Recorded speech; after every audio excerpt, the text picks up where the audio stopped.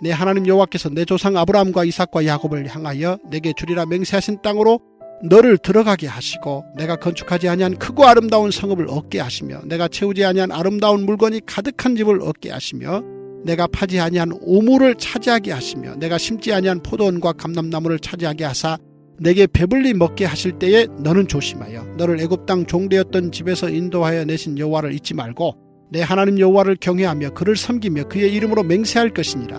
너희는 다른 신들 곧 내 사면에 있는 백성의 신들을 따르지 말라.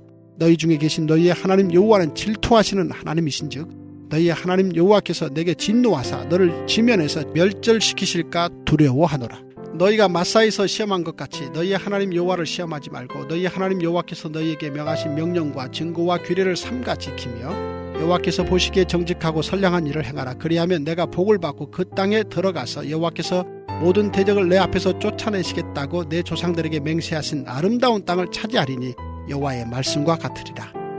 후일에 내 아들이 내게 묻기를 우리 하나님 여호와께서 명령하신 증거와 규례와 법도가 무슨 뜻이냐 하거든 너는 내 아들에게 이르기를 우리가 옛적에 애굽에서 바로의 종이 되었더니 여호와께서 권능의 손으로 우리를 애굽에서 인도하여 내셨나니 곧 여호와께서 우리의 목전에서 크고 두려운 이적과 기사를 애굽과 바로와 그의 온 집에 베푸시고 우리 조상들에게 맹세하신 땅을 우리에게 주어 들어가게 하시려고 우리를 거기서 인도하여 내시고 여호와께서 우리에게 이 모든 규례를 지키라 명령하셨으니 이는 우리가 우리 하나님 여호와를 경외하여 항상 복을 누리게 하기 위하심이며 또 여호와께서 우리를 오늘과 같이 살게 하려 하심이라. 우리가 그 명령하신 대로 이 모든 명령을 우리 하나님 여호와 앞에서 삼가 지키면 그것이 곧 우리의 의로움이니라 할지니라. 기도하겠습니다. 하나님, 오늘도 우리에게 늘 말씀을 주시며 우리가 약속의 땅에 들어가서 누리기를 원하시는 그 하나님의 마음을 우리가 보게 됩니다. 하나님은 징벌하는 하나님이 아니라 날마다 용서하는 하나님이시고 하나님은 저주하는 하나님이 아니라 축복하시는 하나님인데 우리가 그 하나님이 주시는 하나님 은혜들을 하나님 저주로 바꾸며 또 우리가 사랑 주시는 하나님을 배신하는 하나님 우리의 날마다의 삶이 있음을 주님께 고백을 합니다. 하나님, 오늘도 주님 앞에서 우리가 기억해야 될 은혜가 무엇인지, 정말 우리가 주님이 주시는 그 땅에서 아름다운 것들을 누리려면 무엇을 해야 되는지 오늘도 주님 아버지 앞에 듣고 또 배우고자 하오니 날마다 우리 삶 가운데 배움으로 말미암아 주님 주시는 은혜가 넘치게 하여 주시고 복을 복으로 간직할 수 있는 우리가 될 수 있도록 주님께서 오늘도 이 새벽에 말씀하여 주시옵소서. 믿사오며 살아계신 예수님 이름 받들어 기도드립니다. 아멘.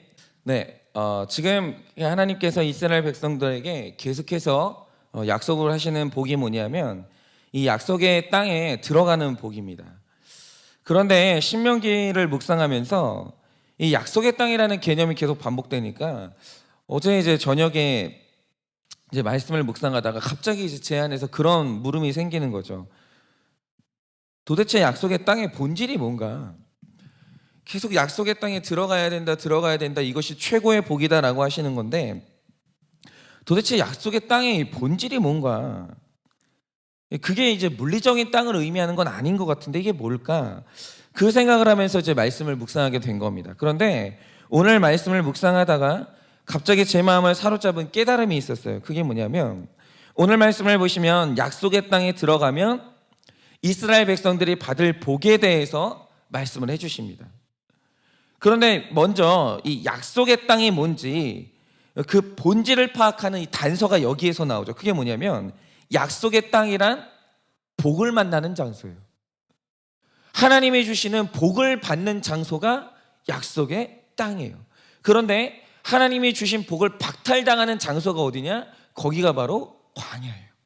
그러니까 만약 내가 있는 장소가 어디든지 간에 내가 하나님이 주시는 복을 받았다, 복을 만났다, 그러면 그 장소가 어디든지 간에 지금 여러분은 그 땅의 약속의 땅에 들어왔다는 증거예요.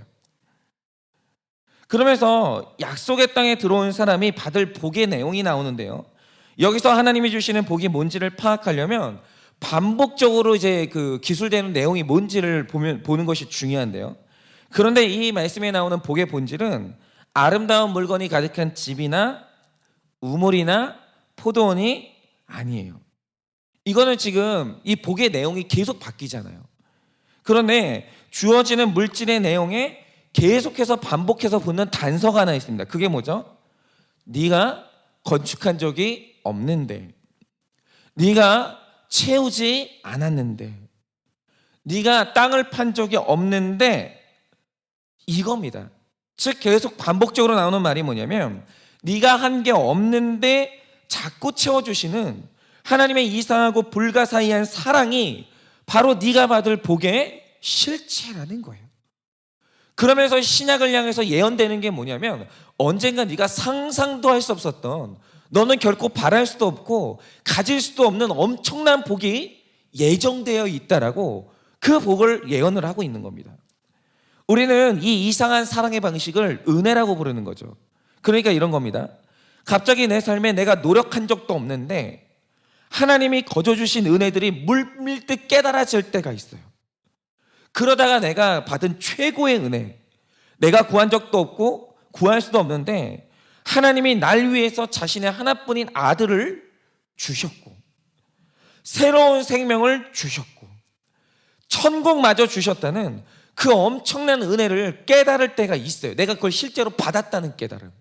그러니까 이게 내가 받았나 안 받았나 헷갈리는 게 아니라, 실제로 이것이 나의 소유가 됐다는, 내가 이 엄청난 것의 주인이 됐다는 그 은혜를 깨달을 때가 있다는 거죠. 그런데 그걸 깨닫는 그 순간이 그가 약속의 땅을 밟게 되는 놀라운 순간이에요.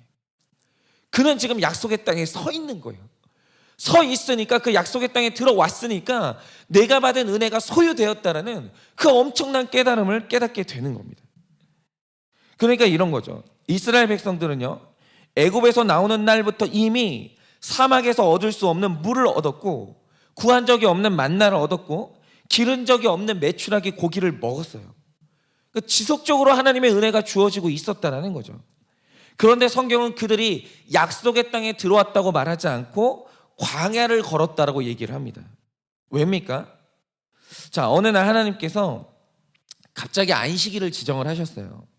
그날은 항상 줍던 메추라기와 만나를 줍지 말라고 하셨어요. 왜입니까? 내가 안식일 전날에는 2배를 줄 테니까, 평소에 주던 것보다 2배를 줄 테니까, 늘 그래왔듯이 내가 베푸는 은혜가 끊어지지 않을 테니까 쉬라는 거예요. 마음 놓으라는 거예요. 안식하라는 거예요. 온전히 나와 이 집중해서 교제를 나누자는 거예요. 그런데 하나 여쭙겠습니다. 백성들이 안식일에 쉬었을까요? 못 쉬었을까요? 안 쉰 게 아니라 못 쉬었어요.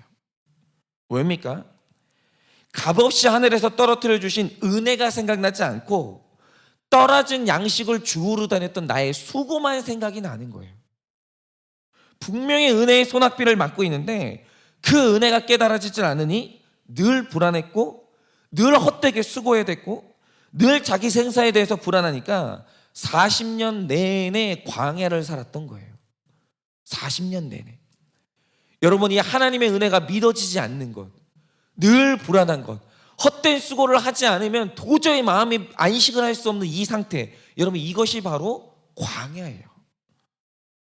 여러분, 저는 정말 소위 목사로 살면서 소위 성공한 사람들 많이 만나봤습니다. 부자들을 실제로 만나봤고 그 집 가봤습니다. 그런데 그거 아십니까? 하나님의 은혜가 깨달아지지 않는 인생은 늘 불안하고 늘 각박한 광야예요. 광야를 죽는 날까지 못 벗어나요. 넓은 집인데 광야를 못 벗어나요. 남들 다 타고 싶어하는 차를 타는데 광야를 못 벗어나요. 아무리 넓은 집에 살고 그 넓은 집에 아무리 좋은 걸 채워도 하나님의 은혜가 깨달아지지 않는 그 현장은 광야였어요. 저는 그걸 봤어요. 그런데 제가 정말 잊지 못하는 분이 있어요. 그게 누구냐면, 제가 예전에 사역했던 교회에서는 아무리 목사라도 면제받을 수 없는 게 있어요. 그게 뭐냐면 반드시 목사도 소그룹에 소속이 돼야 돼요. 그러니까 이게 이 목사도 나눔을 통해서 자기를 지키지 않으면 언제든 광야로 들어갈 수 있기 때문에 사역보다 나눔이 먼저였어요. 그래서 이제 늘 소그룹에 이제 소속이 돼야 됐고, 또 하나가 아무리 목사라도 양육 과정을 수료하지 않으면 누구도 소그룹 지도자가 될 수 없어요. 누구도. 박사학위를 받아도. 실제로 박사학위 받은 분 많았거든요. 저희 동료 중에. 아무도 소그룹 양육을 받지 않는 한 소그룹 지도자가 될 수 없었어요. 그러면 제가 이제 양육 과정을 끝내지 않았을 때 제가 소그룹을 참석한 적이 있거든요. 그러면 그때 저의 직책은 뭐였을까요? 양육 과정을 끝내지 않았던 저는 소그룹의 리더가 아니었어요. 그냥 주는 밥 먹고 가만히 양육받는 이 소그룹 지체의 한 명으로 제가 이제 상당 기간을 이제 소그룹에 소속돼 있었습니다. 그런데 저는 이제 소그룹 리더가 아니라 그냥 소그룹에 그냥 목장의 목원으로 참석을 하는데 그게 이해가 안 되는 거예요. 도저히. 아니 내가 목사인데 아니 목사가 먼저인가 목자가 먼저인가 그게 너무 헷갈리면서 근데 목사인데 제가 신학 공부 10년 했거든요. 신학 공부를. 저 정식으로 석사학위 있습니다.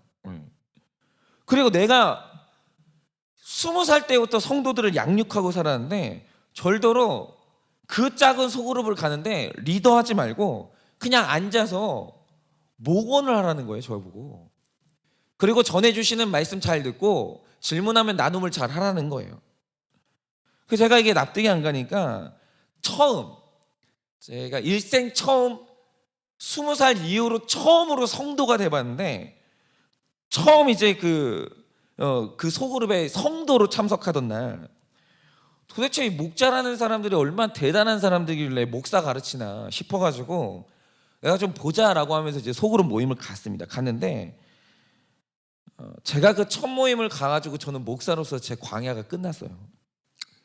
왜 그랬냐면 제가 이제 첫 모임을 하겠다고 약속 장소 주소를 받고 갔어요. 갔는데 저는 그 차별의 죄가 있는 사람이거든요. 갔는데 집 건물이 너무 허름한 거예요. 너무. 여러분 상상보다 훨씬 더 허름한 거예요. 그런데 더 놀라운 건 그 허름한 건물에서 목자님 댁이 지하로 내려가는 거예요. 1층도 아니고 지하로 가는 거예요. 그래가지고 지하로 내려가가지고 목자님 댁 문을 딱 열었는데 놀라운 건 방이 2칸밖에 없는데 그 칸이 너무 좁은 거예요. 너무. 그런데 제가 거기서 더 놀란 건 제가 좀 늦었거든요. 정말 그 좁은 공간에 성인 10명이 앉아 있는 거예요. 그런데 너무 좁으니까 다리를 못 펴고 다들 이제 무릎을 이제 이게 굽히고 그러고 이제 앉아 있는데 여러분 그런 방문을 열었는데 그러니까 거실이 있는 게 아니에요. 문을 열자마자 방이에요. 그러니까 그 방문을 딱 열었는데 딱 여는 순간 어떻게 되는지 아십니까? 그때가 겨울이라 밖이 추워가지고 좁은 방에 사람이 꽉 차 있으니까 이 방에 열기로 가득 차 있을 거 아니에요? 근데 심지어 그 방에 주방도 있어요. 그러니까 거기서 이제 첫 모임 한다고 목자님이 삼계탕을 닭을 한 10댓마리를 끓이고 있는 거예요. 그러니까 문 열자마자 갑자기 거기서 열기가 확 나오면서 연기가 확 하고 하늘로 올라가더라고요. 그래서 제가 이제 놀란 게 뭐냐면 목자님이 드디어 우리 목장에 목사님이 오셨다 그러면서 맨발로 뛰쳐나오면서 제 손을 잡고 이제 인사를 하는데 제가 정말 놀란 게 뭐냐면 그 얼굴에 열등감이 1도 없는 거예요. 1도 없는 거예요. 열등감이. 만약 내가 그런 환경에서 살고 있다면 나는 내 집 오픈할 수 있을까? 여러분 많은 사람들이 자기 집 오픈하지 않는 이유가 뭔지 아십니까? 자기 집에 대한 열등감이 있고 자기 삶에 대한 열등감이 있잖아요. 집 오픈 절대 못합니다. 여러분 자기 집을 오픈하지 못하는 사람은 절대로 마음을 오픈하지 못해요. 그건 제가 훈련을 시켜봐서 알아요. 그래서 언제나 이 훈련을 시킬 때 훈련을 하면서 먼저 가보는 데가 어디냐면 자기 집이에요. 근데 끝내 자기 집을 초청을 못하는 분이 있어요. 목회자를. 그런 분들은 훈련하면서 마음을 못 열어요. 근데 이분은 자기 처소를 예배 장소로 내놓으면서 그 집을 오픈을 하는데 열등감이 1도 없는 거예요. 근데 저는 사람들에게 내 집을 이런 환경이라면 오픈할 수 있을까? 그리고 나 먹고 살기도 바쁜데 거기서 사람들을 섬긴다고 이렇게 풍성한 이 대접을 기쁘게 할 수 있을까? 만약에 그런 환경에서 날더러 당신 목자라고. 근데 목자하면 내가 집을 오픈해야 되고 내가 사람들을 먹여야 되는데 나는 과연 이 직분을 받을까? 생각을 해보니까 답이 안 나오는 거예요. 답이. 나 같으면 부담스러울 것 같은 거예요. 나 같으면 만약에 내가 적은 월급을 받고 있는데 사람들을 먹이는 이 직분을 감당하라고 하면 나 같으면 못할 것 같은 거예요. 해도 체면 때문에 만약에 한다 할지라도, 직분 때문에 한다 할지라도 안 기쁠 것 같은 거예요. 너무 그게 부담스러울 것 같은 거예요. 그런데 나는 극복하지 못한 차별과 열등감이 그분에게는 1도 없는 거예요. 1도. 그런데 제가 이런 분이 어떤 분인지 이제 나눔을 들으려고 이제 나눔을 듣는데, 그분이 그런 말씀을 하시는 거예요. 입만 열면 나오는 말이 뭐냐면, 나는 과거에 심각한 알코올 중독이었고 골수 불교 신자였고 나는 절대로 구원받을 수 없는 사람인데, 나 같은 사람이 어떻게 구원받았는지를 말하는데, 그 내용이 뭐냐면 내가 구한 적도 없고 감히 구할 수도 없는 은혜들로 자기 삶이 어떤 것들이 채워져 있는지 그거를 줄줄줄줄 얘기하는 거예요. 그 기쁨이 넘치는 거예요. 그러니까 자신이 이해할 수 없는 하나님의 사랑을 받았다는 기쁨 때문에 열등감이 1도 없는 거예요. 1도. 제가 그때 깨달은 게 뭐냐면, 인간의 눈으로 볼 때 이곳은 좁디 좁고 가난한 지하방이지만 여기가 바로 하나님이 지어주신 아름다운 성읍이고 하나님이 주신 것들로 가득 차 있고 파도 고갈되지 않는 은혜의 우물이 넘치는 약속의 땅이 바로 여기라는 걸 그날 제가 깨달았어요. 그 약속의 땅이에요. 자기가 받은 은혜들이 너무 많은 거예요. 제가 그날 그 약속의 땅에서 얼마나 즐겁고 얼마나 풍성한 은혜를 나눴는지 모릅니다. 그러니까 은혜가 너무 가득하니까 어느 순간부터 집이 좁다는 것도 잊어버리게 되고, 이게 지금 우리가 되게 불편한 자세로 앉아있는 것도 잊어버리게 되는 거예요. 은혜가 너무 많으니까. 그래서 제가 얼마 전에 제가 또 그런 은혜를 깨달았는데, 지금 우리 교회에서 이제 간증이 진행되고 있잖아요. 하나님이 세상에서 제일 기뻐하시는 게 죄인의 죄 고백인데, 우리 한일교회가 하나님 마음에 기쁨을 드렸다는 게 너무 감사한 거예요. 그래서 제가 이번 주 주일이 끝나고 월요일에 새벽 기도를 하는데, 교회에 간증이 시작된다는 게 너무 감사하니까 이제 마음에 진정이 안 되는 거예요. 그런데 기도를 하다가 강하게 깨달아지는 게 뭐냐면, 여기가 하나님이 돌보아 주시는 약속의 땅이구나. 우리가 구한 적도 없고 생각할 수도 없는 은혜를 부어주셨구나, 이 생각이 드는데, 이 은혜가 있는 바로 여기가 약속의 땅이라는 게 믿어지니까 여기서 계속 머물게 되는 거예요, 제가. 그러니까 또 기쁨이 얼마나 몰려오는지 내 삶 가운데서 모든 광야가 물러나는 거예요. 그래서 저는 요즘에 그냥 예배당에 앉아서 혼자 이제 약속의 땅의 풍요를 누리고 있는데요. 여러분, 바로 이거죠. 여러분, 어제 소식 들으셨습니까? 어제 또 한 명의 탑스타가 자살했습니다. 제가 이 말씀을 묵상하다가 그 기사를 접하고 혼자 앉아서 굉장히 안타까웠는데, 왜 그랬을까?